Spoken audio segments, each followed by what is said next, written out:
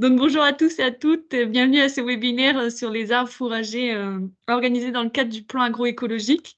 Donc le plan agroécologique, c'est un plan qui est porté par la région Hauts-de-France, la DRAF et la Chambre régionale d'agriculture. Donc la finalité de ce plan agroécologique, c'est de créer un mouvement de fond et de transformation massive des pratiques et des systèmes de production pour rendre les entreprises agricoles plus résilientes et performantes, avec une ambition en 2025 d'avoir 25% des fermes engagées en agroécologie. Donc, ce plan se décline en 4 axes. Donc, améliorer et diffuser les connaissances, accompagner les agriculteurs, impliquer et accompagner les filières et territoires et renouer le dialogue avec les citoyens et observer et piloter l'agroécologie en Hauts-de-France. Donc, c'est dans ce cadre que nous avons co-organisé avec donc, cette série de webinaires et de visites de terrain sont co-organisés par la Chambre d'agriculture régionale et l'AFAC Agroforesterie Hauts-de-France. Concernant ce webinaire donc, sur les arbres fourragers, l'enregistrement est en cours et il sera disponible en replay. Pour le bon déroulé du webinaire, si vous pouvez couper vos micros durant les présentations, une période de questions sera possible à la fin et vous pouvez poser vos questions durant tout le webinaire dans la conversation. Donc, ce webinaire va se dérouler en 2 parties. Donc, une première partie avec une intervention de moi-même de la Chambre d'agriculture du Nord-Pas-de-Calais sur les arbres fourragers dans notre région. Nous avons analysé quelques valeurs alimentaires d'essence locale dans notre région. Puis, une seconde partie avec l'intervention de Nelson Guichet de la Chambre d'agriculture d'Ariège sur des retours d'expérimentation sur le mûrier blanc, arbre fourrager utilisé dans cette région. Donc pour commencer, j'ai voulu faire un petit retour sur la définition d'un arbre fourrager. Donc un arbre fourrager, c'est quoi?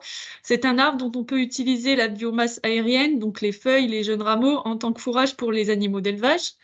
Donc si on fait un petit retour sur l'histoire des arbres fourragers, donc c'est une technique ancestrale en fait qui existe depuis l'apparition de l'élevage au néolithique, où l'arbre faisait partie intégrante en fait de l'alimentation des bovins. Néanmoins, avec l'avancée de la mécanisation, l'apparition de la faux, des faucheuses et la productivité donc beaucoup plus accrue de la production d'herbe par rapport aux arbres, cette technique a peu à peu été remplacée par le pâturage d'herbes. Néanmoins, avec le changement climatique, on observe de plus en plus le retour à l'utilisation des arbres comme fourrage dans les périodes de sécheresse notamment, pour pallier au manque de fourrage et éviter d'utiliser les stocks pour l'hiver durant la période estivale. Pardon. Donc au niveau de l'origine du terme pâturer, donc le verbe abrutir qui signifie manger les bourgeons, les pousses, les feuilles des arbres, c'est-à-dire ce qu'on nomme le brou. Donc on a eu le dérivé qui a été remplacé par brouter, brouter de l'herbe, brouter des arbres. Et maintenant on a le synonyme qui est donc pâturer. Toutes ces informations sont issues du livre d'Emmanuel Torquebio, Comment les arbres peuvent sauver l'agriculture.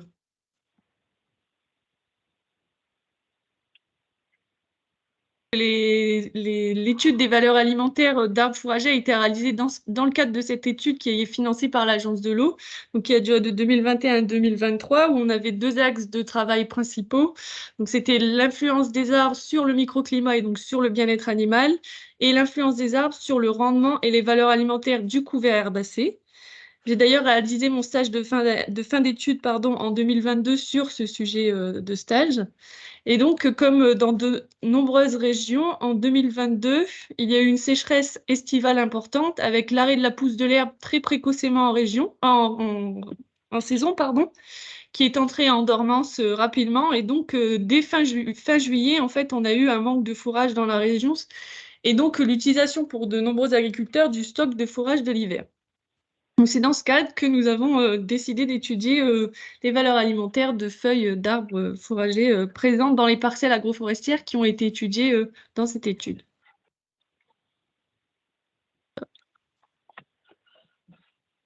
Donc, cette diapositive vient de mon collègue Fabien Duterre, donc spécialiste du climat.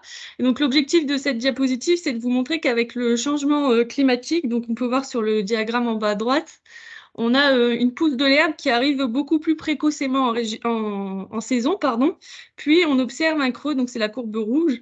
On va observer de plus en plus en fait un creux à la période estivale de productivité, en fait, de croissance de l'herbe. Et donc on aura de plus en plus un manque de production d'herbe. Et ce qu'on observe avec l'agroforesterie, en fait, et ce qu'on a pu constater également dans notre étude, pardon, c'est que dans les parcelles agroforestières, on a un décalage phénologique de la pousse de la croissance de l'herbe lié à l'ombre, à l'évapotranspiration des arbres, etc. Et donc, on a une croissance de l'herbe beaucoup plus tard en saison et on observe moins ce creux en fait durant la période estivale. Donc, beaucoup d'agriculteurs chez qui nous avons réalisé de l'étude possédaient en fait une parcelle agroforestière, d'autres parcelles qu'on va appeler classiques, donc non agroforestières, témoins pour nous en fait. Et donc, ils nous disaient que ce qui était intéressant, en fait, c'était d'avoir les deux sur l'exploitation afin de pouvoir, quand il fait chaud, mettre les bêtes, notamment dans la parcelle agroforestière, mais également pour la pousse de l'herbe, que ça soit un peu mieux réparti. Pour revenir à nos valeurs alimentaires d'arbres fourragers, donc les espèces d'arbres que nous avons étudiées sont le charme, le robinier foacacia, le peuplier, le saule blanc, le châtaignier, le tilleul à grande feuille.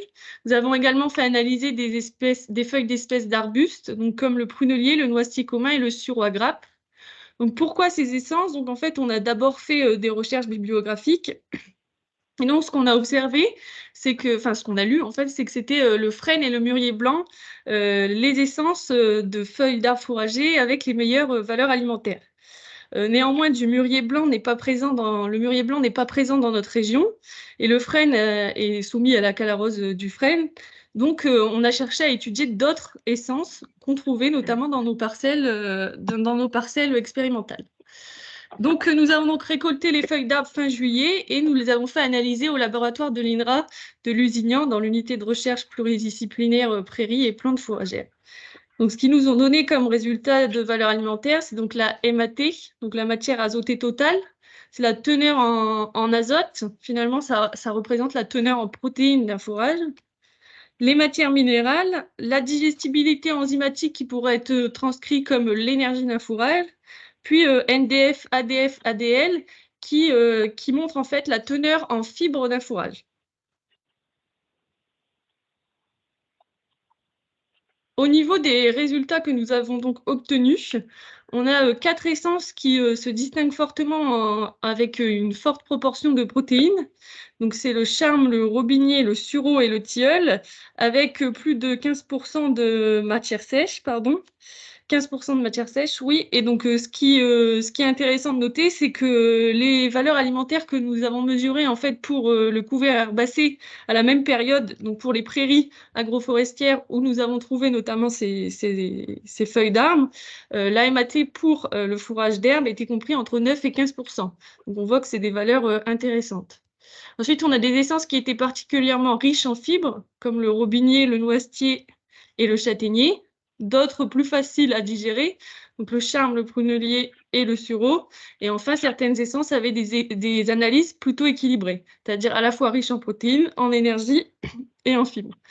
Donc, on avait le charme, le prunelier, pardon, et le tilleul.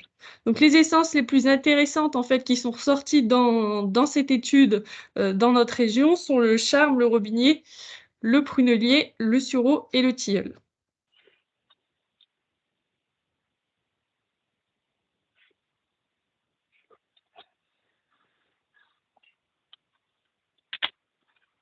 Je vais maintenant laisser la parole à Nelson. Je vais peut-être te laisser partager ton écran, ça sera plus simple pour toi gérer ta présentation. Allez, très bien.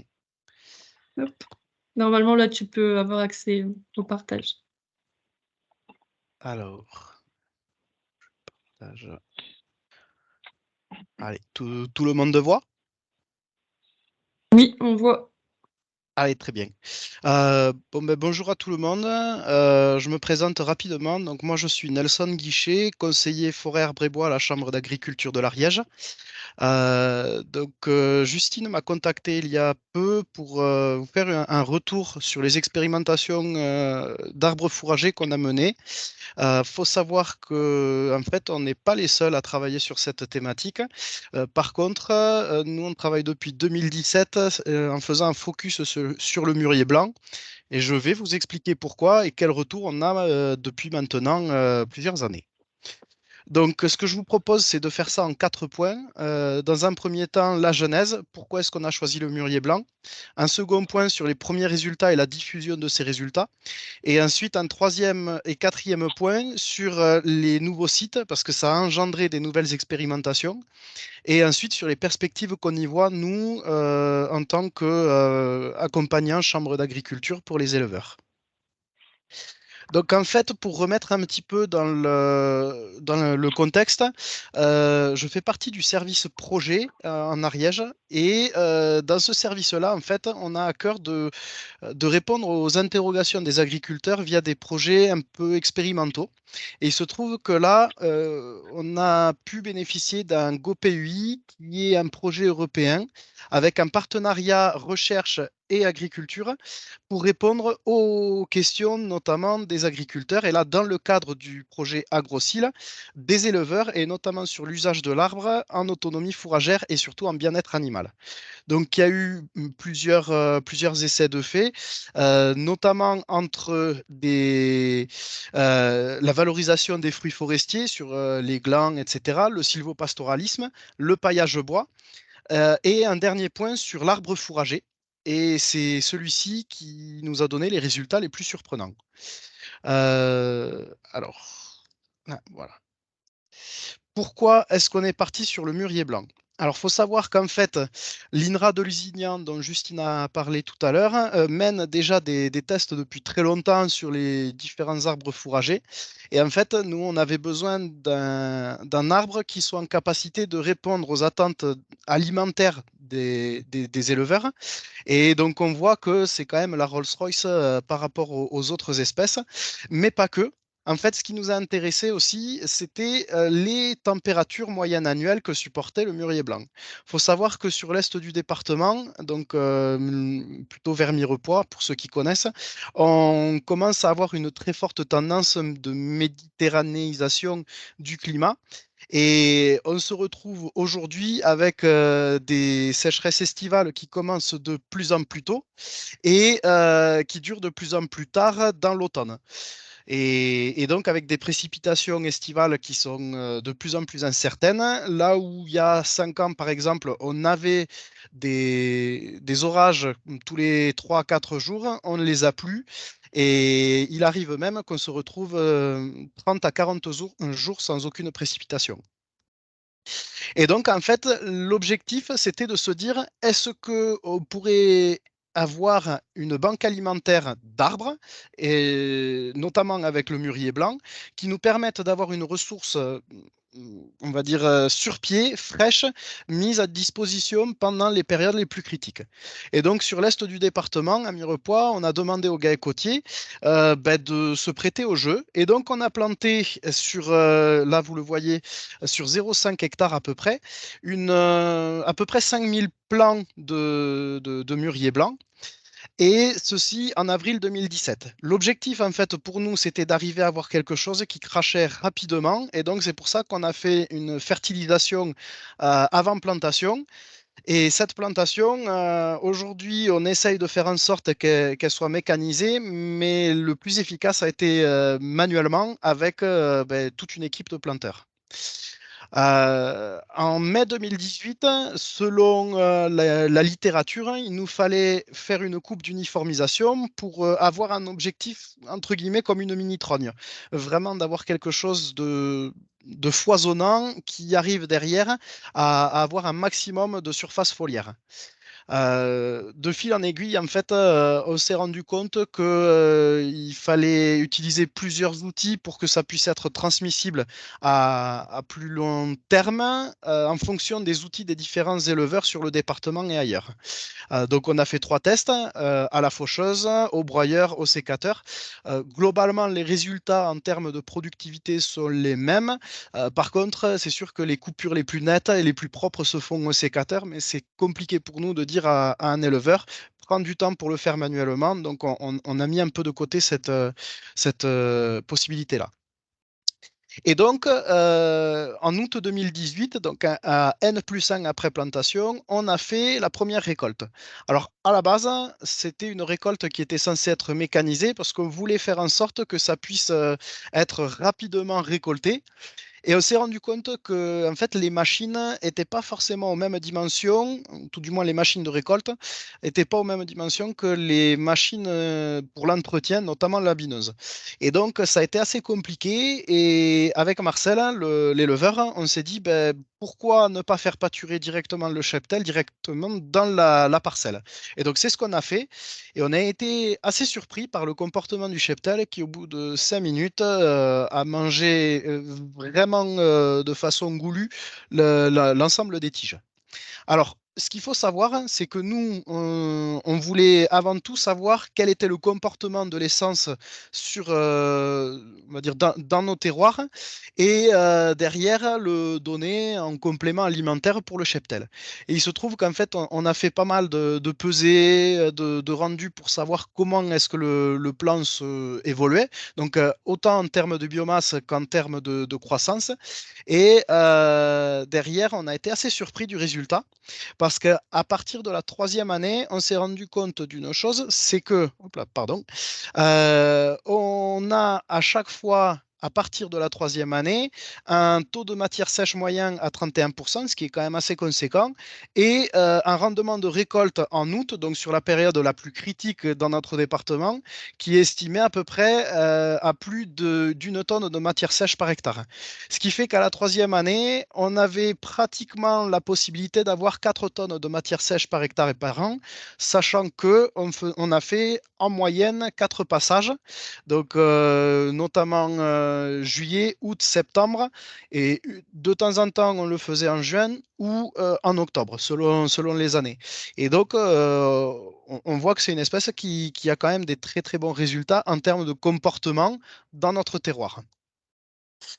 C'est assez impressionnant et ça marche dans nos conditions. Et ce qu'il faut retenir en fait de cette espèce dans l'état en Ariège sur l'est du département, et j'insiste là-dessus, vous allez voir pourquoi après, c'est que on a un taux de matière sèche donc à 30%, donc ce qui donne un rendement assez conséquent, mais surtout un taux de digestibilité à plus de 85% et un taux de matière azotée à 17%. Et là où nous, on a vraiment eu un coup de cœur pour cette essence, c'est que on a une production de biomasse qui continue jusqu'à 38 degrés. Là où une prairie classique s'arrête à 25 degrés, donc ça veut dire qu'on a un laps de temps de production qui est quand même assez conséquent derrière. À ce jour, on a recensé à peu près une soixantaine de plantations sur le territoire national et pas beaucoup en Ariège, mais suffisamment pour continuer en fait à faire des nouvelles expérimentations.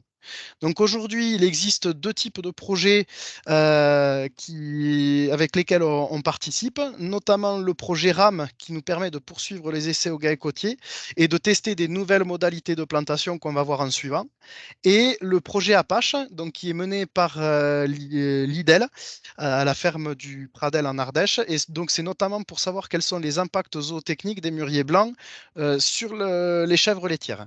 Alors, c'est vrai que nous, dans le projet AgroSil, on avait surtout à cœur de savoir si c'était envisageable de planter du mûrier blanc en Ariège et qu'on avait mis un peu de côté l'impact zootechnique sur le cheptel de limousine du GAEC. Donc, aujourd'hui, on a des nouveaux sites de plantation qui diffèrent un petit peu de ce qu'on a vu là précédemment au GAEC côtier, notamment sur les types de plantation. Au GAEC côtier, on avait une plantation en plein à 20 000 tiges à l'hectare, avec 5 000 plants plantés d'un coup, avec un espacement de 80 cm entre lignes et de 50 cm entre plants. Là, on est sur un autre GAEC, à peu près 20 km à vol d'oiseau dans les coteaux secs du sud du département avant la montagne. Et donc, on est plutôt sur une modalité haie, sans amendement, mais avec un travail d'affinage très très fort. Et derrière, on a souhaité tester différents paillages. L'objectif de l'éleveur, là, c'est de tenir une journée de plus dans le pâturage tournant qu'il apporte à son cheptel. Le GAEC Moer de Fraiche, quant à lui, est en production de chèvres angora, donc pour la production de laine. Et l'objectif chez lui, c'est plutôt de savoir s'il y a un impact sur la qualité de la production de la laine. Et donc, on est plutôt sur un complément alimentaire, là où sur les autres, c'est vraiment on va dire, une mise en place du pâturage des arbres dans l'itinéraire de pâturage. Chez eux, le choix a été fait de faire une plantation en S simple avec un trognage manuel, mais là, c'est plutôt pour une gestion on va dire, du pâturage parce que généralement, les chèvres ont tendance à appeler les troncs. Chose qui s'est pas forcément avérée correcte à la ferme du Pradel, mais avec une surveillance accrue du troupeau. Et enfin, un dernier site de plantation dans le nord du département, où là, on est sur les pires conditions possibles pour tout arbre, d'ailleurs. Donc, on est en plein coteau sec avec très peu de sol. Beaucoup de pentes et exposé plein sud avec une zone très fortement soumise au vent d'automne. Et donc là, on a plutôt cherché à avoir une structuration de la parcelle, avoir de l'ombre à la descente de l'estive pour le cheptel et avoir une ressource à l'automne parce qu'il y a généralement plus d'herbe à partir du mois de juillet. Et donc, comme le cheptel est en montagne, avoir quelque chose qui puisse être mangé à la descente de l'estive. Sur cette zone-là, on n'a pas pu faire un très très bon travail du sol, tout simplement parce qu'il y avait trop de pentes pour mécaniser correctement et trop peu de sol. Et donc la ferme du Pradel pour la partie Apache, pour le projet Apache, où eux ont bénéficié d'une plantation qui date de 25 ans avec un trognage annuel. Et donc on en reparlera un petit peu plus tard. Donc, sur le premier test dont je vous ai parlé au GAEC de la Tuilerie, l'idée, ça a été de faire attendre les plants, contrairement à ce qu'on a fait tout début avec le projet AgroSil, c'est-à-dire plutôt que de faire pâturer le cheptel un an après la plantation, on a décidé d'attendre 3 ans. Ce qui nous a permis en fait d'avoir des plants qui atteignaient à peu près 2 mètres très rapidement. Et là, vous voyez mon collègue qui mesure 1,90 m. Les plants avaient été recépés à l'hiver 2022 et le premier pâturage s'est fait là au mois de juillet 2023. Et donc là, en fait, ce qu'on regarde, c'est que dans le cadre du test paillage, c'est le paillage en paille qui a été le plus efficace et avec une croissance des plants à peu près équivalent à 80 cm à chaque recépage. Et les plants qui sont dans ces conditions-là repartent 5 jours après le recépage ou la coupe d'uniformisation ou encore le pâturage directement du cheptel. Euh, En comparaison avec les plans du GAEC côtier, donc sur le projet AgroSil, on avait des plans qui repartaient un peu plus tardivement, peut-être un peu moins explosifs, et donc tout nous porte à croire que d'attendre 3 ans avant de faire le premier pâturage est une solution concluante. Pour le GAEC Moer de Fraîche, malheureusement, les plans sont aujourd'hui trop petits pour être donnés. On a testé avec d'autres essences, et notamment avec de l'aulne et du sol. Le comportement des chèvres est sans appel, c'est validé. Il y a eu un autre souci aussi, c'est que quand on a récupéré les plants de mûrier blanc, ils étaient sans feuilles. Et au moment du débourrement, on s'est rendu compte que la pépinière nous avait fourni des plants de mûrier à papier. Et donc, on a décidé de refaire une plantation il y a 2 ans. Donc, c'est encore trop tôt pour donner les plans au cheptel. Et au GAEC de la Réoule, alors là, c'est un peu une histoire inverse à tout ce que je viens de vous présenter. Donc jusqu'à maintenant, le mûrier blanc, c'était un peu extraordinaire. On avait une très forte productivité, on avait quelque chose d'assez poussant et assez extraordinaire. Euh, On a eu une première difficulté de reprise liée à trois choses. Donc, même si ça a été planté la même année à 2 jours d'intervalle avec le GAEC de la Tuilerie, on a eu des attaques d'escargots, donc les petits escargots blancs que vous voyez sur la petite image à droite, qui se sont avérés être vraiment très très voraces et qui ont posé de grosses difficultés, notamment en termes de reprise des plants pour le débourrement. Ceci combiné au fait que contrairement au GAEC de la Tuilerie, il n'y a pas eu d'eau, il n'y a pas eu de précipitation l'année de la plantation, et en plus de ça, des dégâts liés au ratopier, donc notamment sur les racines des plants. Donc en fait, ces plants-là, dès la première année, ont eu vraiment trois gros problèmes qui ont fait qu'on a été obligé de prendre un peu les devants pour pouvoir sauver les plants. Et donc, trois propositions d'amélioration qu'on a faites, c'est notamment d'irriguer certains plants. Donc, je vous rappelle qu'on est à 400 tiges à l'hectare, donc c'est assez conséquent. Mais plutôt que de faire une irrigation en plein, plutôt goutte à goutte, pied par pied, avec un amendement azoté à chacun des pieds. Et ceci tout simplement parce qu'on avait fait un test sur une toute petite partie de parcelle. Les plants réagissent très fortement au moindre apport qu'on leur donne.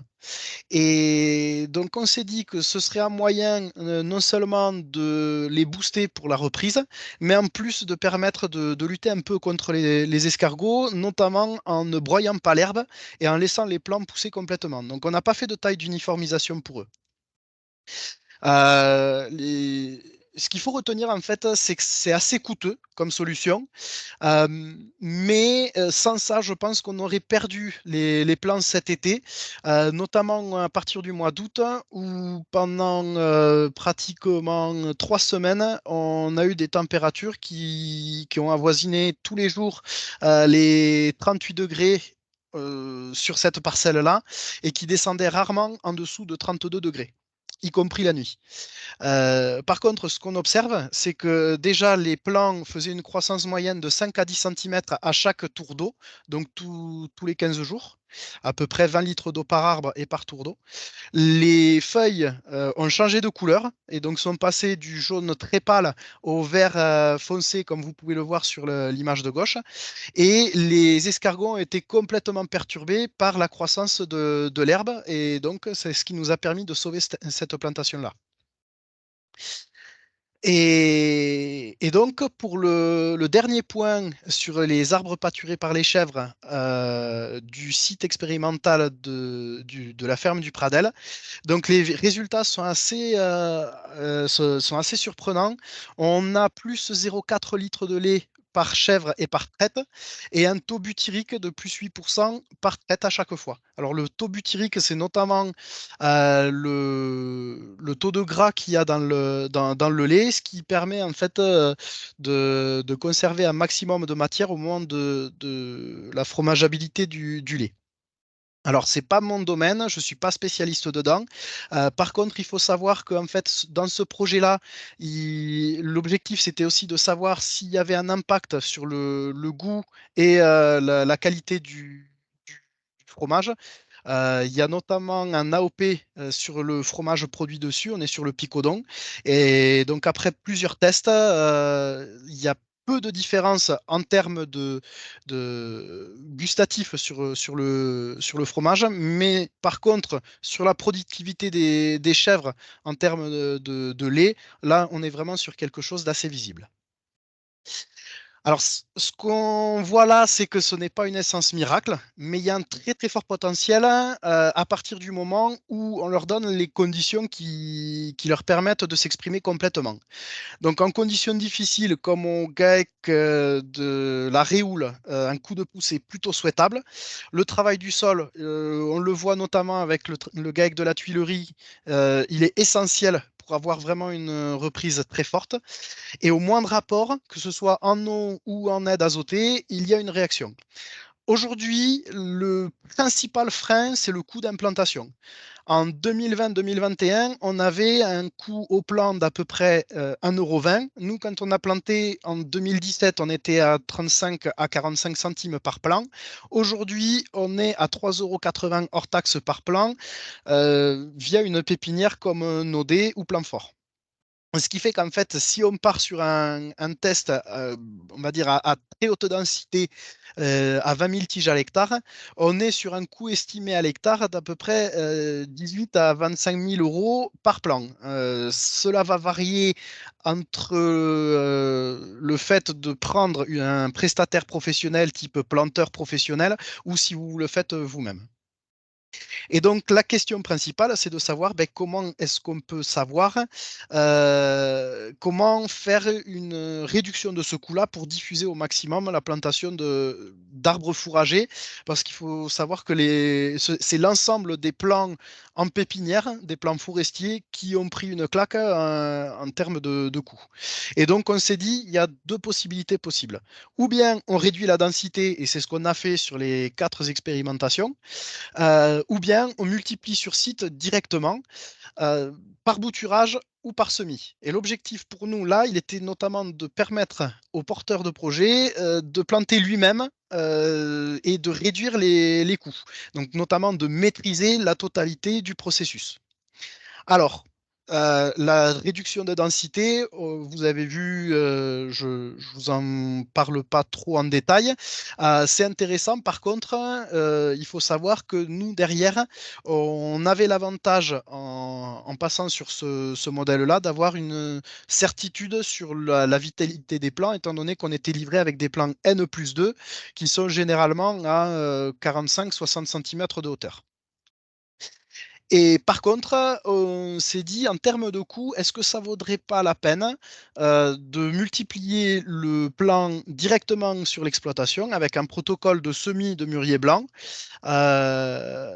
et pourquoi pas, on va le tester. Et donc, c'est ce qu'on a fait. L'inconvénient, c'est qu'on est sur une espèce qui est quand même tropicale à la base. Ça arrive d'Asie du Sud-Est et donc qui demande des conditions de germination assez complexes. Donc il faut avoir un minimum de 25 degrés en température et un taux d'humidité qui est de 85%, ce qui est quand même beaucoup. Quand on a les températures, on n'a plus l'humidité, et quand on a l'humidité, on n'a pas les températures. Et donc l'idée, c'était de se dire, bon, ben, on va le tester directement chez nous sous serre. L'objectif, c'était d'arriver à faire en sorte que les coûts puissent être maîtrisés à chacun des agriculteurs souhaitant le faire et avec derrière un protocole qui permette de le faire. Et donc, on est parti sur une serre classique de jardinier et globalement, ben, ça a plutôt bien fonctionné. Ça a plutôt bien fonctionné. Par contre, la seule difficulté, c'est que c'est une attention qui est quotidienne. Il faut avoir vraiment à l'esprit que même si ça demande peu d'eau en temps normal, quand c'est implanté en pleine terre pour la production de biomasse, une fois qu'on est parti par contre sur la multiplication in situ, là c'est quand même 85% d'humidité. Donc c'est de l'eau le matin, de l'eau le soir, des fois de l'eau le midi en plein été. Et donc, vous pouvez le voir en fait que la densité de multiplication est très très forte et on a globalement un taux de reprise équivalent à 99% quand on est sur des graines qui n'ont pas plus de 2 ans. Au-delà de 2 ans, le taux de germination baisse drastiquement. On passe pratiquement à 2% de taux de germination. Donc ça, c'est un chiffre qu'il faut avoir en tête. Donc, pour donner quelques conclusions sur l'ensemble des expérimentations qu'on a faites, c'est que nous, ce qui va nous intéresser pour la suite, c'est de savoir ben, comment est-ce que ça continue à se comporter en termes d'espèces sur les différents sites, étant donné qu'on a des zones géographiques et pédoclimatiques complètement différentes. L'idée pour nous, c'est d'avoir un maximum de références à diffuser pour vous. Et surtout de dire qu'est-ce qui marche, qu'est-ce qui ne marche pas. Et donc, pour vous donner un tout petit exemple, la bouture, je l'ai évoqué rapidement. On n'a jamais réussi à le bouturer. Alors, nos collègues de la Mayenne ont réussi. Donc, on va essayer de le faire selon leur protocole dans le printemps qui arrive. Mais voilà, pour nous, ça fait depuis 2017 qu'on essaye de le bouturer, on n'y arrive pas. Aujourd'hui, on a à cœur de créer une filière pépinière forestière paysanne avec trois producteurs, donc les trois GAEC qui ont essayé, pour deux raisons. La première, c'est d'arriver à avoir quelque chose qui soit très terroir, notamment à l'heure du végétal local. Je pense que c'est intéressant d'arriver à avoir une filière locale de pépinière forestière, pas que avec du mûrier blanc, mais il y a aussi la volonté pour ces trois producteurs-là d'installer leurs enfants sur une activité de diversification et pourquoi pas ceci. Aujourd'hui, on essaye d'accompagner des nouveaux porteurs de projets de pâturage avec des arbres fourragers, pas que du mûrier blanc, parce qu'on sait que de toute façon, à partir du moment où on ne mobilise qu'une seule essence, tôt ou tard, on aura des risques. Et l'objectif pour nous, c'est de faire le lien avec de l'agroforesterie, notamment avec les nouvelles modalités de déclaration à la PAC, qui nous permettront de mettre les mûriers blancs en essence de bourrage, notamment entre les arbres de Auger. On est toujours dans l'objectif de faire des projets d'expérimentation, mais avec une question à garder en tête, c'est à quels besoins agricoles et forestiers on répond. Voilà, j'ai terminé ma présentation. Merci pour votre écoute et je vous propose qu'on passe aux questions-réponses. Merci Nelson pour ton intervention. Juste avant de passer aux questions, du coup, rappeler que pour le moment, on n'a pas de mûrier blanc dans les Hauts-de-France et que là, l'objectif vraiment de la présentation, c'était de montrer ce qui se faisait dans d'autres régions et pourquoi pas, on ne sait pas, dans quelques années, avec le changement climatique, que le mûrier sera peut-être adapté à chez nous, quoi. Du coup, il y avait des questions dans la conversation, Nelson, concernant ton intervention. Qu'est-ce qui est validé pour le mûrier blanc et les chèvres? Parce qu'à un moment, tu as dit les chèvres ont validé le mûrier blanc et... Ouais, pardon. Euh, alors, ce qui est validé pour le... Alors, c'était pas le mûrier blanc, c'était le pâturage de sol et d'aulne. En fait, on est plutôt là sur le comportement du cheptel. Ce qui s'est passé, c'est qu'on était sur une période, donc nous en Ariège au mois de juillet, où on a eu énormément d'eau. Et l'objectif donc, du GEC Moer de Fraiche, c'est d'avoir un complément alimentaire qui permette d'améliorer la qualité de la laine. Et donc, d'un point de vue comportemental, les chèvres se sont jetées sur les feuillages de sol et d'aulne. Et d'un point de vue qualitatif, on a remarqué que le lot qui bénéficiait régulièrement de diversité, on va dire, alimentaire via les arbres fourragers avait une laine de meilleure qualité en termes de fibres. Donc, on avait des fibres qui étaient plus longues que les chèvres qui étaient uniquement sur le fourrage classique.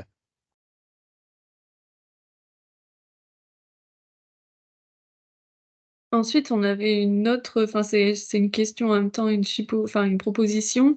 C'est Monsieur Cochard qui propose une amélioration possible pour le dernier projet, donc le GAEC Réoul, le passage en plan en godet, si cela existe pour le mûrier.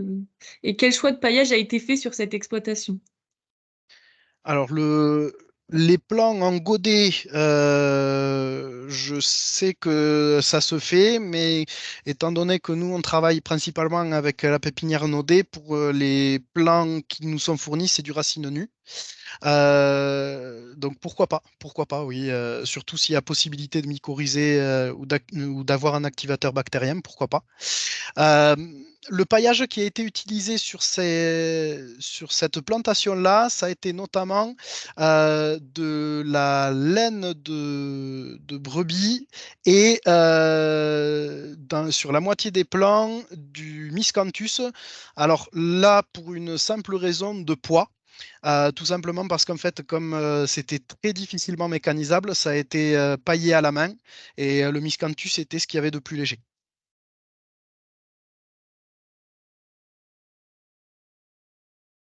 Lauriane, vous pouvez prendre la parole pour poser votre question directement. Bonjour Nelson et bonjour Salut Lucie. Dorian. Salut, on a bossé ensemble il y a longtemps. Tout à fait. Maintenant, je travaille dans les Cévennes et on a relancé la production de verre à soie. Donc, on utilise le mûrier, évidemment, pour nourrir les vers. Et on a une pépinière en Cévennes où on produit du cocuzo en mûrier blanc. Et voilà, du coup, c'était juste pour ça, si on pourrait a posteriori être tenu au courant des projets de pépinière et si on pouvait échanger de l'information. Nous, on plante beaucoup ici, dans l'idée de nourrir les vers à soie et on est en train de travailler sur d'autres débouchés, y compris le mûrier fourrager. Et voilà, c'était pour être tenu au courant de la suite, savoir comment on pouvait faire pour être dans la boucle. Euh, Tout à fait. Alors là, le plus simple, c'est un contact mail. Et comme ça, en fait, je rentre toutes les personnes qui me contactent par mail pour avoir des infos ou même des échanges. Et j'ai envie de dire, c'est à double sens.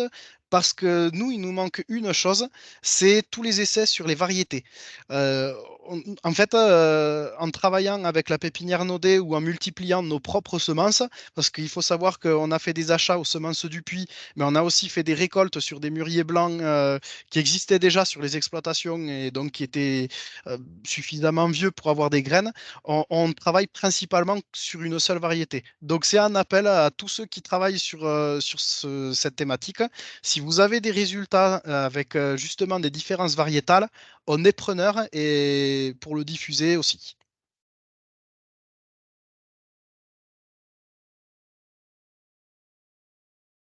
Il y a aussi une autre personne qui lève la main, Caroline Choma, vous pouvez poser également votre question directement.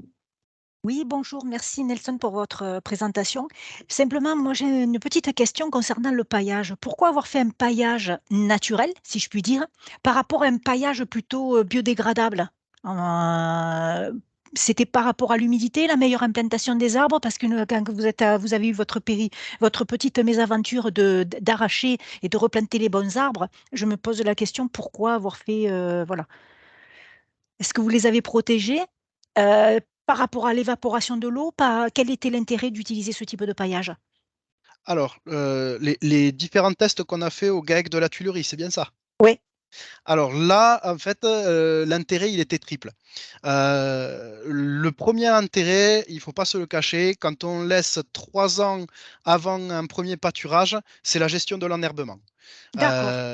Là, l'objectif principal, c'était vraiment comment est-ce qu'on gère tout ce qui va pousser, qui n'est pas forcément pâturable par le cheptel et qui derrière va faire concurrence directement avec les plants. Quand on a commencé le projet AgroSil, on nous avait dit il faut qu'il n'y ait aucune herbe qui concurrence le plan de mûrier blanc. Ça avait été très très très compliqué de s'y tenir. On avait testé à la bineuse, ensuite il a fallu le refaire manuellement. J'y ai passé 3 jours sous 40 degrés. Enfin, c'était pas envisageable de le refaire. Et donc l'idée c'était de se dire quel est le paillage qui va nous permettre d'avoir le meilleur contrôle de l'enherbement. La seconde chose, c'est qu'on est sur des parcelles, alors que ce soit sur le nord, l'est, l'ouest du département, à chaque fois, c'était des zones qui étaient très argileuses. Et donc, à partir du moment où on avait les températures qui montaient, des sols qui devenaient très, très secs très rapidement. Donc, vraiment un maintien de l'humidité. Et la troisième chose, c'est que le GAEC de la Tuilerie est aussi producteur de volailles. Et l'idée, c'était de se dire, vu qu'on n'a pas amendé avant la plantation, pourquoi ne pas mettre un paillage qui derrière va apporter suffisamment d'azote pour que les essences crachent.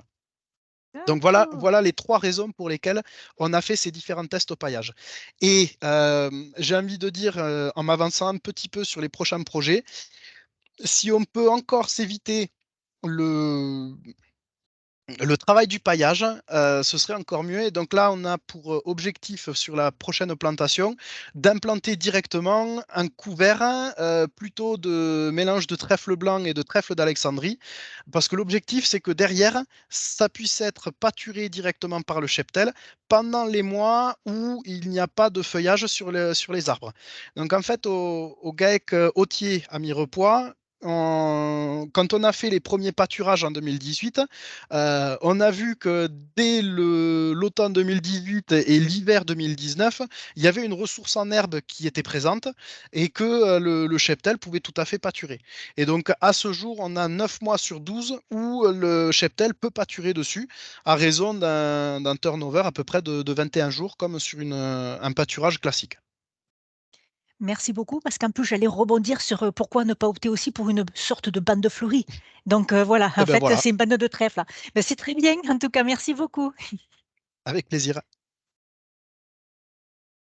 On a encore d'autres questions dans la conversation, notamment sur la réaction des pépiniéristes pro par rapport à ce sujet de création de pépinières forestières paysannes.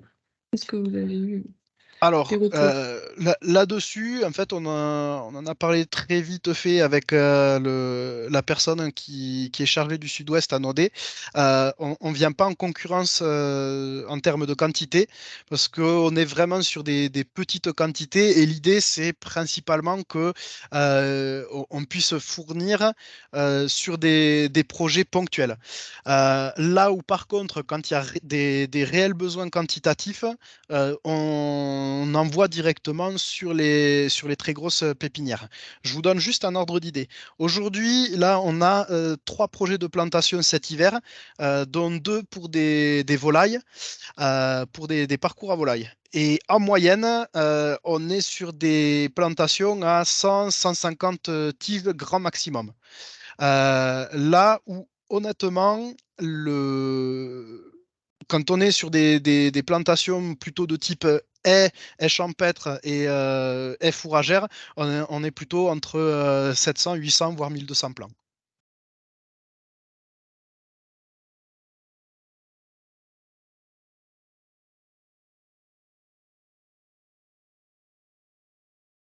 Merci. Ensuite, on a encore d'autres questions. Peut-on parler d'une essence plastique pour le mûrier blanc?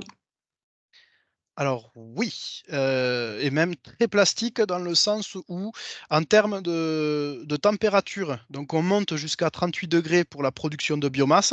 Au-delà, ce ne sera pas forcément létal, sauf si les sécheresses durent très longtemps, mais bon, c'est quand même rude. Par contre, en période hivernale, si vous avez moins 15, là c'est très compliqué. C'est pour ça que pour le moment, quand j'ai des appels du nord-est notamment, du côté de l'Alsace où effectivement ils ont des étés très chauds. Euh, je leur dis, c'est pas forcément judicieux, dans quelques années peut-être, mais pour le moment très compliqué. Et il y a une chose qui est à proscrire complètement, c'est de planter dans des sols mouilleux avec une hydromorphie temporaire très marquée. Là, on atteint les limites de la plasticité de l'essence. Pardon. Et enfin, a-t-on des données sur le comportement des moutons avec le mûrier blanc? Alors, à l'heure actuelle, oui, mais c'est plutôt de l'observation que réellement du calcul, de la prise de temps, etc. Tout simplement parce que le seul éleveur qui est en mouton, c'est le GAEC de la Réoule, qui n'a pas encore fait pâturer le cheptel. Par contre, des agneaux se sont échappés du parc et sont venus manger une des plantations. Et aujourd'hui, bon, on sait qu'il y a un attrait très fort pour le mûrier blanc envers le cheptel. Ça marche. Ensuite, il y avait une question par rapport à l'expérimentation dans le Nord. Donc, pour moi, elle a été menée sur quelle espèce de charme? Donc, c'était du charme commun, du robinier faux acacia, du sureau à grappe et du tilleul à grande feuille, il me semble. Voilà. Je sais pas s'il y a d'autres questions, sinon vous pouvez directement les poser à l'oral. C'était juste la remarque que j'avais faite dans le message, Patrick Cochard. Ouais, juste quand vous dites que vous envisagez une option sans paillage, vu que vous m'annoncez les conditions des fois un peu difficiles et séchantes, j'ai peur que la bande enherbée finisse quand même par faire une part de concurrence à vos plans et qu'il y ait quand même besoin le tour de l'arbre au minimum qui soit paillé. Voilà, j'ai pas vraiment de bons souvenirs quand quelqu'un m'avait planté les arbres, alors pourtant dans mes conditions nord avec de l'eau. Quand j'ai un racine nue avec de l'herbe qui peut pousser un petit peu autour, j'ai pas de bons souvenirs qui s'en soient souvent sortis. Alors vous verrez, hein, c'est juste une remarque personnelle. Non, non, mais je confirme qu'on a quand même quelques craintes, hein. À la base, moi, je viens d'une formation forestière, hein. C'est vrai que quand on fait les plantations forestières, on met pas de paillage, mais parce qu'il y a de la quantité. Là, on est à densité, j'ai envie de dire terminale. La question se pose. Par contre, ce qu'on met bien en avant, c'est que comme l'objectif, c'est d'arriver en fait à avoir une production fourragère qui soit de type banque alimentaire, il ne faut pas forcément exclure l'irrigation à un moment donné. Et je pense que malheureusement, il va falloir passer par la case irrigation systématique, surtout si on ne met pas de paillage. Hmm. Oui, effectivement, parce que là, le paillage, il sera là pour éviter ce problème-là. Tout à fait. Sinon, pour information, dans le cadre du RMT agroforesterie, alors moi, je m'occupe de la partie grande culture, mais j'ai commencé à essayer de faire un listing des paillages qui peuvent exister. Alors, principalement au départ commercial, mais je vais aussi me rajouter des lignes de l'autoproduction de ce qui peut être fait sur les fermes. Donc, essayer de se faire un peu un listing et à terme faire des échanges sur qu'est-ce qui est le mieux en pratique, des fois en disponibilité, en efficacité sur le long terme de tenue à la fois de l'herbe et de maintien de l'humidité. Super.